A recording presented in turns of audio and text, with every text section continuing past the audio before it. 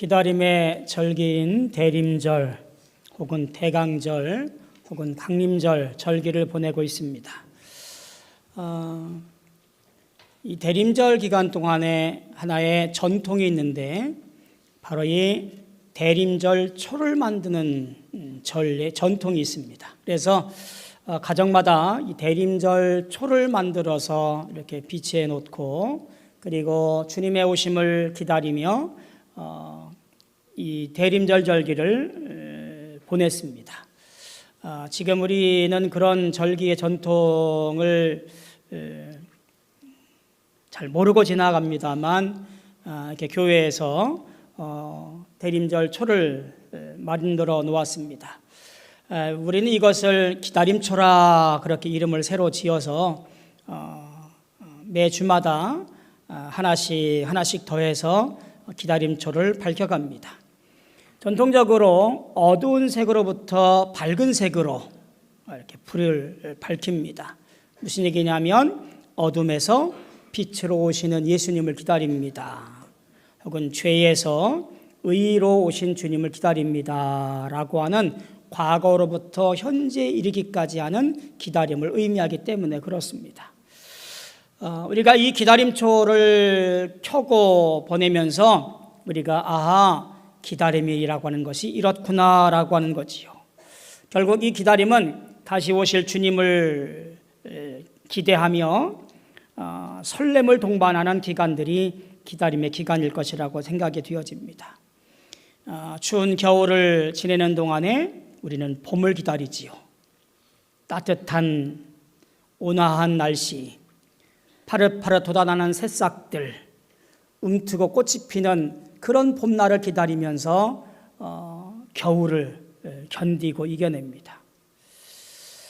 봄에 씨앗을 뿌린 농부는 가을에 열매를 기다리며 떼약볕도 그리고 폭풍우도 말하자면 삽 한 자루로 막아내며 기다리고 또 기다리지요.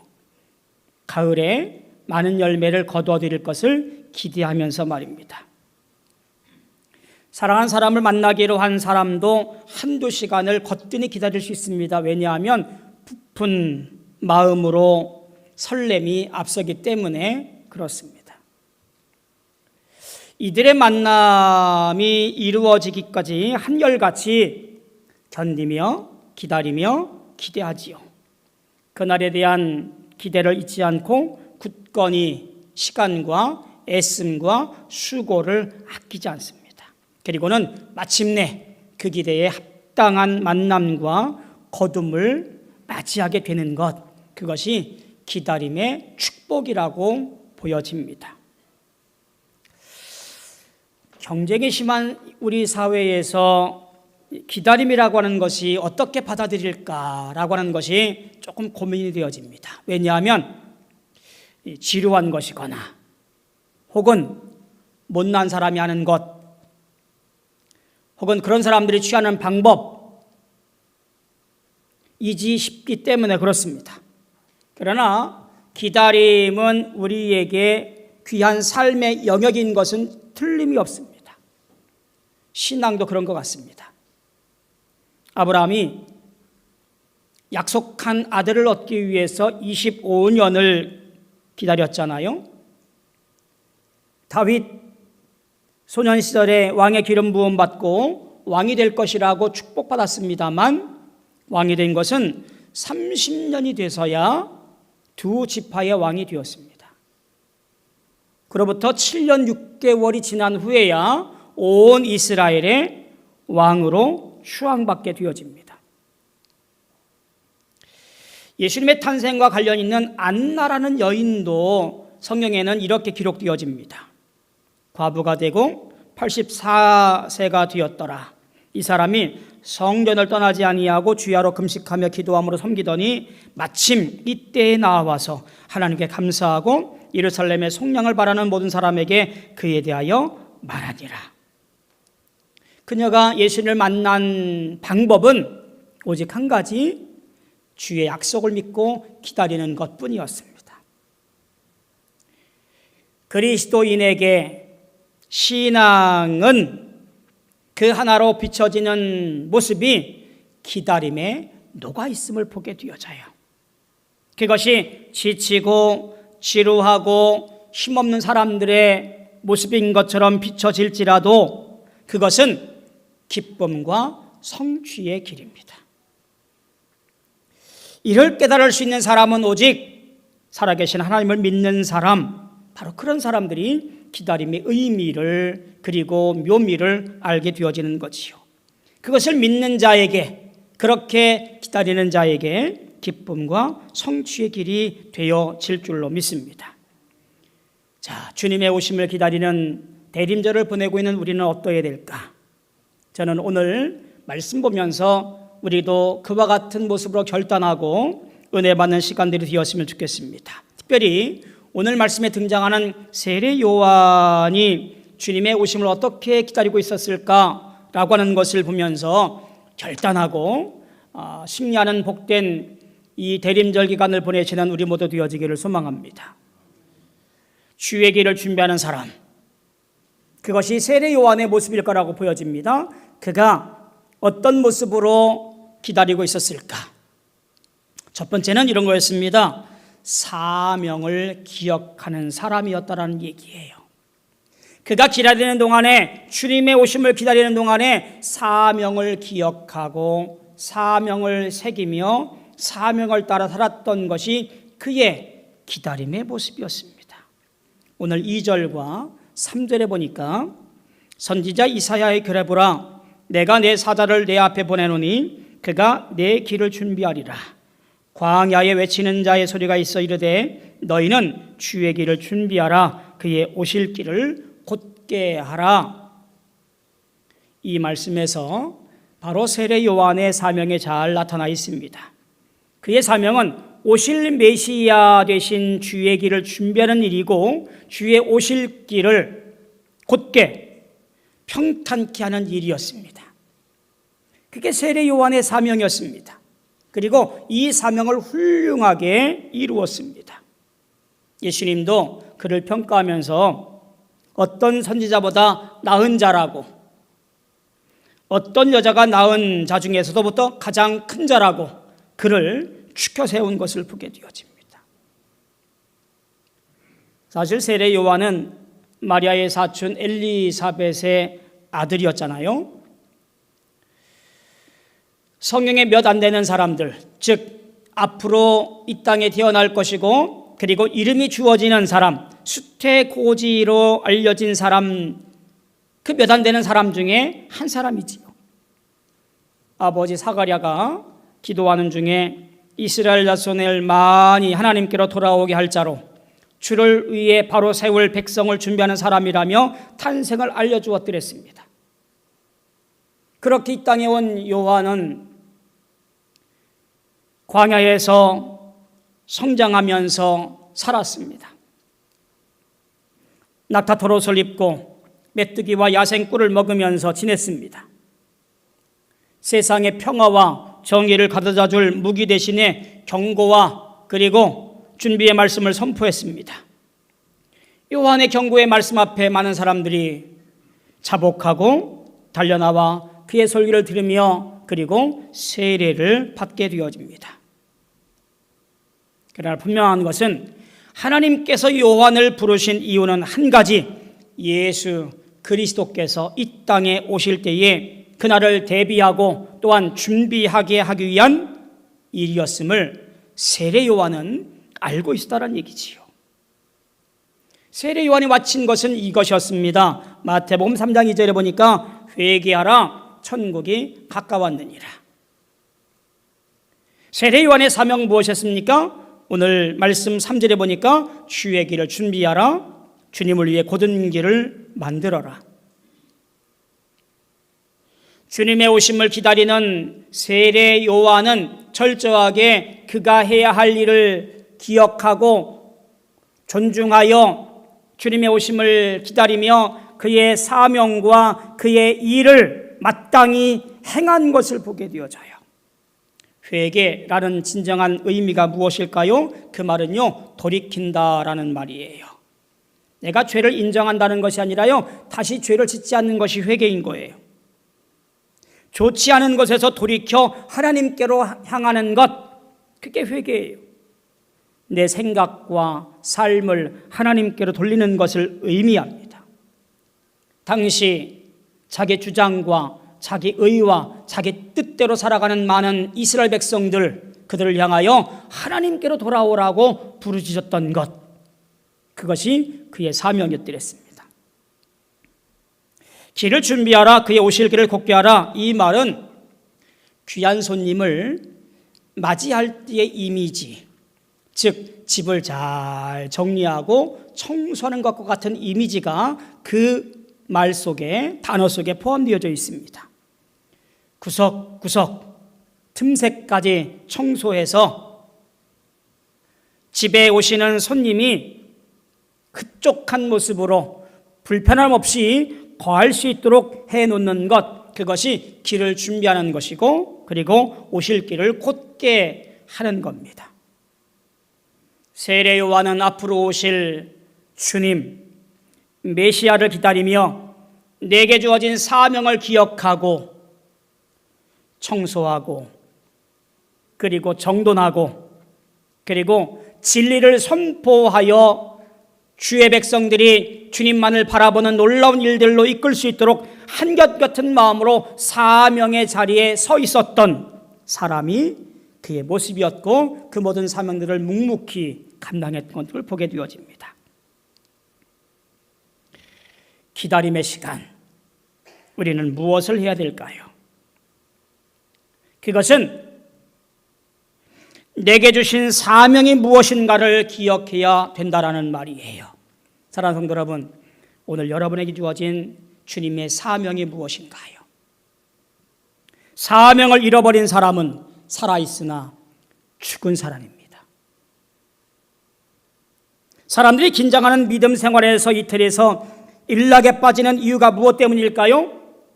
왜 사람들이 하나님을 열심히 섬기고 그 안에서 보람을 느끼다가 얼마 후에 이 일을 대수롭지 않게 여기고 살아가는 것들, 쾌락에 빠지는 일들, 세상 일에 얽매이는 것들, 그 이유가 무엇일까요? 이유는 단 한 가지, 사명감을 잃어버렸기 때문에 그래요. 그 중심에 사명감이 있다고 한다면 쉽게 포기할 수 없는 진리, 그것이 예수 그리스도의 십자가잖아요. 그래서 오늘 말씀의 시작을 복음의 시작이라고 그렇게 말해요.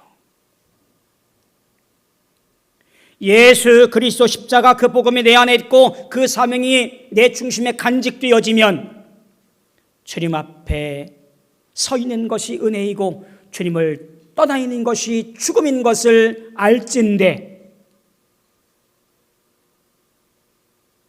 함부로 살아갈 수 없는 것이지요. 우리 신앙 최고의 자산은 무엇입니까? 그것은 하나님께서 나를 향한 계획과 하나님께서 나를 향하신 사랑과 그 모든 것들이 영원하며, 그리고 내가 사는 이 땅에서 주님 만날 그날까지 동행하여 승리하도록 이끄시는 놀라운 사명을 아는 것이 바로 우리의 큰 은혜이고 가치이고 자산이잖아요. 이것을 잊어버리면 안 돼요. 태국에 있는 친구 선교사에게 그런 말을 했던 적이 있었습니다. 이 목사, 이제 할 만큼 했어. 그만 고생하고, 아니 자네 사모님도 계시고 애들도 커가는데 이제 타국에서 그 무더위와 벌레들과 낯선 땅에서 고생하지 말고 이제 고국으로 돌아와서 편안하게 목회하세 라고 혀를 끌끌 차며 그 친구에게 충고랍시고 염려랍시고 전했던 말이 있었습니다. 그때 그 친구 목사가 쇠꼬챙이로 제 가슴을 팍 찔렀습니다. 그 친구는 저에게 이렇게 말했습니다. 이게 내 사명이야. 하나님께서 맡기신 내 사명, 이것이 태국에 교회를 세우는 것이고 하나님 나라를 넓혀가는 일이야. 저는 그 말 앞에 한마디도 못하고 입을 꾹 다물었습니다. 그리고는 그저 그를 위해서 기도할 뿐이고 그를 후원할 뿐임을 다짐했던 것이 생각이 납니다. 이사야 선지자는 간절히 자기를 부르시는 하나님의 음성을 들었습니다. 내가 또 주의 목소리를 들으니 주께서 이르시되 내가 누구를 보내며 우리를 위하여 갈고. 사명의 마지막 독착지는 하나님을 위하여 라는 것을 발견하게 되어집니다. 이사야 선지자가 들었던 음성, 어느 태국 선교사가 말했던 그 사명, 그것은 하나님을 위하여라는 이 말씀과 유효한 부르심이지요. 내가 누구를 보내며 누가 우리를 위하여 갈고, 이 사명이 곧 우리가 기다림의 시간에 기억하고 다시 한번 되새기고 그렇게 살아가기로 결단해야 할 기간이라 그런 거예요. 주님의 오심을 기다리는 이 시간은 내 사명을 다시 한번 생각하고 간직해야 할 사람들의 모습입니다. 사명을 간직하려면 주의 길을 준비하고 오실 길을 곧게 하는 거지요. 그래야 사명이 보여요. 내 마음에 어지럽던 것들을 정리해야, 내 삶에 지저분한 것들을 다 정리해야, 그렇게 해야 주님의 거하실 기뻐하는 장소가 되어지며 또한 나를 향하신 주의 뜻이 무엇인가를 발견하게 되어지고 충성할 수 있는 거예요. 이 대림절 기간 동안에 여러분들은 잘 정돈하고 잘 정리하여 사명을 깨닫고 그 사명을 충성스럽게 행할 수 있는 우리 모두 되어지기를 주님의 이름으로 소명합니다. 두 번째, 세례 요한은 어떤 모습을 보이냐면 기다리는 자의 모습 가운데 바로 정결과 겸손한 자였다라고 하는 것을 보여집니다. 6절과 8절에 보니까 요한은 낙타털 옷을 입고 허리에 가죽띠를 띠고 메뚜기와 석청을 먹더라. 그가 전파하여 이르되 나보다 능력이 많으신 이가 내 뒤에 오시나니 나는 굽혀 그의 신발끈을 풀기도 감당치 못하겠노라. 나는 너희에게 물로 세례를 베풀거니와 그는 너희에게 성령으로 세례를 베푸시리라. 그의 생활상을 보여주는데 본문에는 이렇게 설명합니다. 그저 낙타 털 옷과 그리고 메뚜기와 석청을 먹었다라고 말합니다. 그의 옷은 그 당시 가난한 사람들이 입었던 그런 종류의 옷이었을 것이라고 추정을 하고요. 또 그때 당시 사람들이 먹었던 일종의 대용식품이라고 보시면 될 것 같습니다. 그런 것들을 먹었던 사람, 석청이라고 하는 것들도 우리가 그 당시 나무들에서 보여지는 수액일 거라고 추정하는 신학자들이 있습니다. 높은 데 올라간 돌 틈에 있는 꿀이 아니라 어쩌면 나무에게서 뽑아낸 수액, 그 정도를 먹고 마시며 살았던 요한의 삶, 절제와 금욕의 삶을 견눈질에서 보게 되어집니다. 구약에서 얼핏 보면 나시린이 얼핏 떠오르게 되어집니다.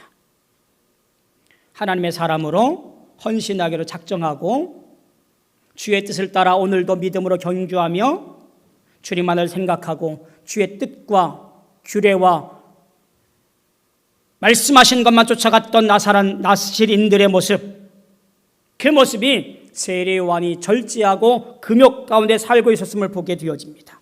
한번 생각해 보십시오.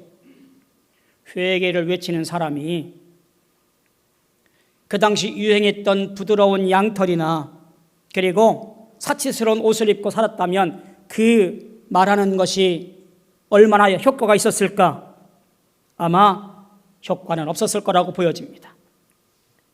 세례 요한의 삶은 세상의 것에 흥청망청하지 아니하고 철저히 주님의 오심만을 기다리며 앙망하는 절제된 삶을 살았고, 그리고 주님을 대망했던 것이 그의 모습이었던 것이지요. 그의 전파한 내용도 이런 것이었습니다. 내가 기다리는 분, 내 뒤에 오시는 분은 나보다 능력 많으신 분이고 나는 그의 신발끈조차 풀 수 없는 그런 존재가 나이다라고 말합니다. 즉 겸손의 극치를 말하는 거지요. 당시에 대체적으로 주인이 오면 종이 샌들의 신발끈을 풀고 그리고 발을 씻겨 주었다고 합니다. 그래야 집으로 들어올 수 있게 되었기 때문에 그렇지요. 요한이 뒤에 오실 그분을 그렇게 표현합니다. 임하실 메시아의 위대하심을 그렇게 설명합니다. 내 뒤에 오실 그분, 아마 세례 요한도 그분이 명확히 누구인지는 잘 몰랐던 모양인 것 같습니다. 아마 하나님께서 직접 오시지 않을까라고 기대했을지도 모르겠습니다만 그 메시아를 기다리며 그는 그분이 오실 그날에 나는 그분의 발끝도 못 따라가는 사람, 나는 겨우 물로 너희에게 세례를 주지만 뒤에 오실 그분은 성령으로 이 모든 것들을 행하실 것이라고 그렇게 설명합니다. 세례 요한의 기다림은 한마디로 정결과 겸손함으로 준비하고 있었다라는 얘기예요. 오늘날 우리의 신앙은 참 교만합니다.